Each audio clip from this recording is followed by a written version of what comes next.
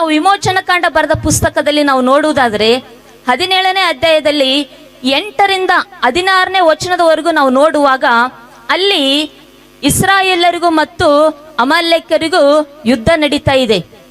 ಆ ಒಂದು ಯುದ್ಧ ನಡೆಯುವಂತ ಸಮಯದಲ್ಲಿ ಮೋಶೆ ಯೆಹೋಶುವನಿಗೆ ಹೇಳ್ತಾನೆ, ನೀವು ಹೋಗಿ ಯುದ್ಧ ಮಾಡ್ರಿ, ನಾವು ಪ್ರಾರ್ಥನೆ ಮಾಡ್ತೀವಿ ಅಂತ. ಸೊ ಯೆಹೋಶುವನನ್ನು ಯುದ್ಧ ಮಾಡ್ಲಿಕ್ಕೆ ಕಳಿಸಿ ಮೋಶೆ ಆರೋನ್ ಮತ್ತು ಊರನನ್ನು ಕರೆದುಕೊಂಡು ಗುಡ್ಡವನ್ನು ಹತ್ತಿ ಪ್ರಾರ್ಥನೆ ಮಾಡ್ಲಿಕ್ಕೆ ಹೋಗಿದ್ದಾನೆ. ಪ್ರಾರ್ಥನೆ ಮಾಡ್ತದಾನೆ, ಕೈಗಳೆತ್ತಿ ಪ್ರಾರ್ಥನೆ ಮಾಡ್ತದಾನೆ. ಕೈಗಳೆತ್ತಿ ಪ್ರಾರ್ಥನೆ ಮಾಡುವಂತ ಸಮಯದಲ್ಲಿ ಇಸ್ರಾಯೇಲರು ಬಲವಾಗ್ತಾ ಇದ್ದಾರೆ. ಈಗ ಕೈಗಳೆತ್ತಿ ಪ್ರಾರ್ಥನೆ ಮಾಡಿ ಅಯ್ಯೋ ಕೈ ನೋವು ಬಂದಿದೆಪ್ಪ ಅಂತೇಳಿ ಕೈಗಳು ಇಳಿಸುವಾಗ ಅಮಾಲೇಕ್ಯರು ಬಲವಾಗ್ತಾ ಇದ್ದಾರೆ. ಹಲ್ಲೆಲೂಯಾ.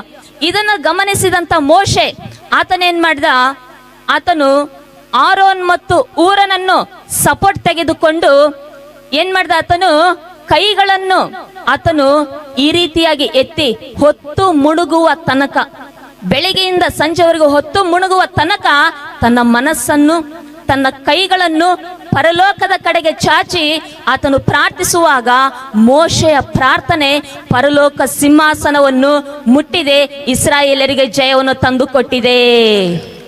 ದೇವರು ಯಾವಾಗ ಮೋಶೆ ಮನಸ್ಸನ್ನು ಕೈ